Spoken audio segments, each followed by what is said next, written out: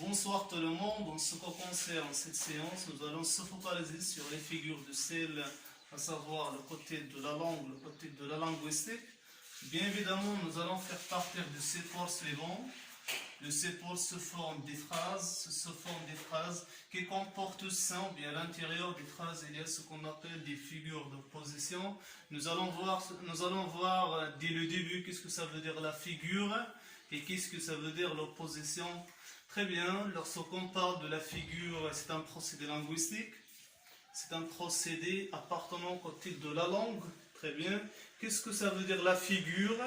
La figure du style, c'est très bien, c'est une notion de la langue, c'est un procédé linguistique qui donne un style. Il est utilisé, employé par des écrivains, par des dramaturges et par des poètes. Dans quel cadre, dans quelle dimension? C'est pour évoluer, c'est pour avoir une certaine évolution, une certaine progression au niveau de leurs écritures et leurs manuscrits. C'est très bien. Donc, ce qui concerne la figure, en grosso modo, en général, autant que la définition, c'est un procédé linguistique, une notion linguistique. Et lorsqu'on parle de ce qui est entre crochets, entre guillemets, c'est l'opposition, c'est la figure, c'est très bien. C'est la figure, c'est la valeur, si vous voulez dire, c'est le rôle, c'est la fonction jouée par ces figures. Et très bien. Donc, les figures d'opposition ne sont pas en grosso modo, ne sont pas en général. C'est un type de figure de style, c'est un genre de figure de style intitulé d'opposition. Et nous allons voir quelles sont ces figures d'opposition. Nous allons voir d'après ce support, d'après ces quatre phrases A, B, C, D, nous allons voir qu'est-ce que ça veut dire, quelles sont ces figures et quel est le type et la particularité de chacune des figures d'opposition. Très bien, donc le premier type ou bien la première phrase, le premier énoncé c'est A. C'est atroce, éloge m'a donné du courage, c'est très bien. Nous allons essayer un peu d'éclairer, d'expliquer certains termes comportants qui constituent, qui composent cette phrase, c'est très bien. Nous allons parler de cet atroce. Lorsqu'on dit l'atroce, l'atroce il est connu par tout le monde, c'est l'atroce, c'est très bien, qui comporte des stylos, etc., la gomme, etc., c'est très bien. L'éloge, c'est pour dire un espace qui est vaste, c'est très bien, c'est pour dire la chambre, la pièce, si vous voulez dire l'atroce. Et l'éloge, qu'est-ce qu'on constate? Ce sont des termes qui sont opposés, c'est très bien. Donc en revenant, c'est très bien, on revient sur l'opposition. Il y a ce qu'on appelle la contradictoire, le contraire entre les deux termes, à savoir l'atroce et l'éloge, c'est très bien. Donc il y a l'opposition, il y a l'antithétique, c'est très bien. Je passe à la deuxième phrase. C'est lui qui est bon, virgule, et moi qui suis mauvais. C'est très bien. Qu'est-ce qu'on constate également? Il y a l'adjectif bon et il y a l'autre adjectif qui est mauvais. Très bien. Qu'est-ce qu'on constate? L'adjectif qui est bon et l'adjectif qui est mauvais, ce sont des adjectifs qui sont en opposition, qui sont contraires. Nous allons voir par la suite ces adjectifs qui sont contraires, qui sont en opposition, qui sont opposés. Nous allons parler de la figure qui est intitulée, qui incarne ce type-là, c'est très bien. Je passe à la troisième phrase. Il était content hier, virgule, aujourd'hui, il est mécontent. Très bien. Qu'est-ce qu'on constate? Il y a ici le verbe compte, l'adjectif, plutôt c'est un adjectif content et son contraire, mécontent. Ce sont deux adjectifs qui sont contraires, qui sont en opposition. Je reviens toujours au titre des figures de style. Très bien, c'est toujours la valeur d'opposition. Deux adjectifs qui sont contraires, content et mécontent, joyeux, bien triste, très bien. Et hier, c'est un indice temporel. Aujourd'hui, c'est un autre indice qui dépend du temps, de la chronologie. Très bien. Donc, nous allons spécifier, c'est très bien, de quel type s'agit-il d'une figure d'opposition. Je passe au dernier énoncé, la dernière phrase. Il a fermé la porte au nez de son voisin, c'est très bien. Le fait de fermer la porte au nez de quelqu'un Évidemment, il s'agit d'un mauvais geste, mais au contraire, qu'est-ce qu'il a dit celui-là? Il a dit qu'il beau geste, c'est la beauté, c'est un geste qui est beau, qui n'est pas mauvais. C'est très bien. Donc, je reviens à la première. Qu'est-ce qu'on constate? Le premier élément, il est opposé à celui qui est son voisin, à celui qui est à côté du premier, à celui qui est attaché au premier, c'est très bien. Ils ne sont pas séparés, ils sont attachés, ils sont l'un à côté de l'autre, c'est très bien.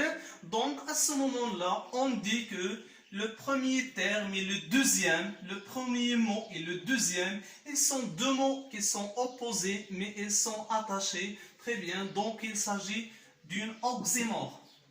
Donc, en général, c'est un oxymore. Pourquoi? Parce que les deux termes qui sont opposés, ils sont attachés, ils ne sont pas séparés. C'est très bien, je passe à la deuxième.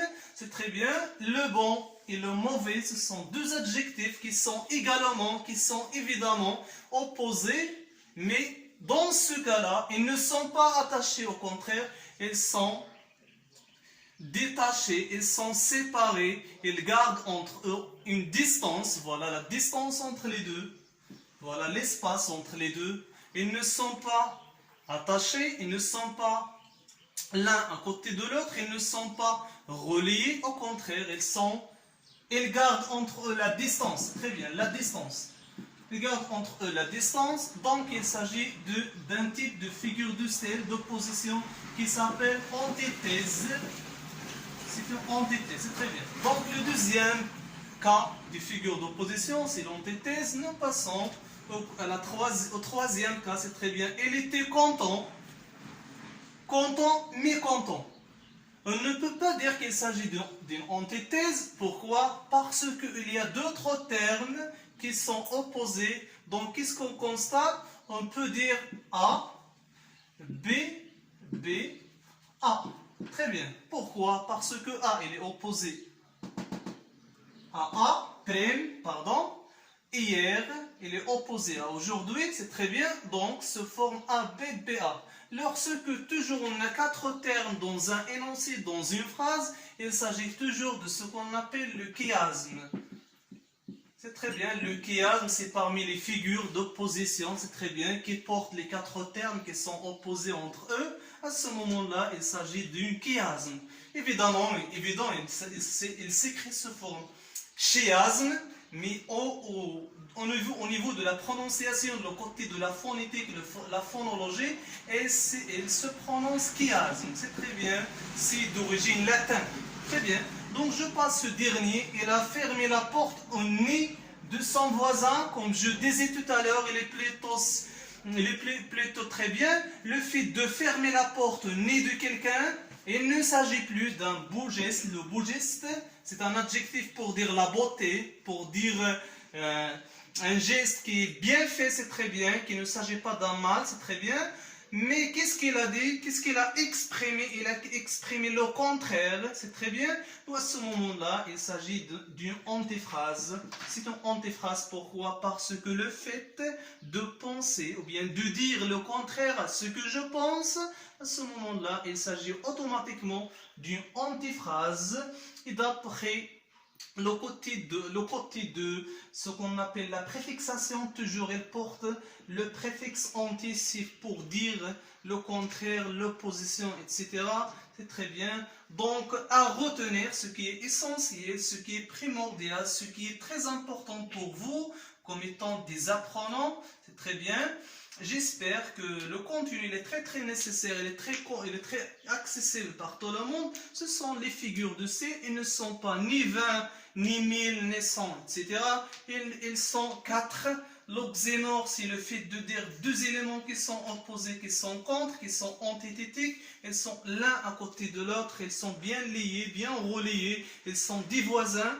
Lorsque je parle de chiasme, toujours, il est représenté sous forme A, B, A, c'est très bien. Il représente les quatre termes qui sont opposés entre eux. Antithèse, c'est le fait de dire deux éléments qui sont opposés, mais ils ne sont pas des voisins, ils ne sont pas attachés, ils sont détachés, ils gardent la distance entre les deux. C'est très bien. Le fait de dire l'antiphrase, la dernière, c'est très bien. C'est le fait de dire de passer un message d'une façon contre, c'est très bien. Si le fait de dire le contraire à ce que je pense au bien, mais au niveau de l'écriture ou bien l'oral, je dis le mal, ou bien le contraire, c'est très bien. Mais ce qu'on devrait très bien retenir d'une façon générale, on devrait garder la valeur de cette figure de position qui s'appelle antiphrase. Elle est bien évidemment employée, utilisée, comme je disais tout à l'heure au début de la séance. Elle est utilisée par des écrivains, par des dramaturges, par des poètes, dans leurs écritures, dans leurs dimensions, au niveau de la rédaction, ou bien littéraire, ou bien artistique, ou bien de la poésie. Pourquoi ? Pour ironiser l'image, ou bien pour dire au peuple, ou bien pour adresser à quelqu'un d'une façon dévalorisante. C'est toujours l'antiphrase. Il porte et il occupe la fonction suivante. C'est pour critiquer, noircir, s'en moquer ou bien dénoncer. Je suis en train de vous annoncer, de vous mentionner un exemple employé par Victor Hugo. Toujours, il emploie des antiphrases. Pourquoi ? Parce que il s'adresse à la justice française.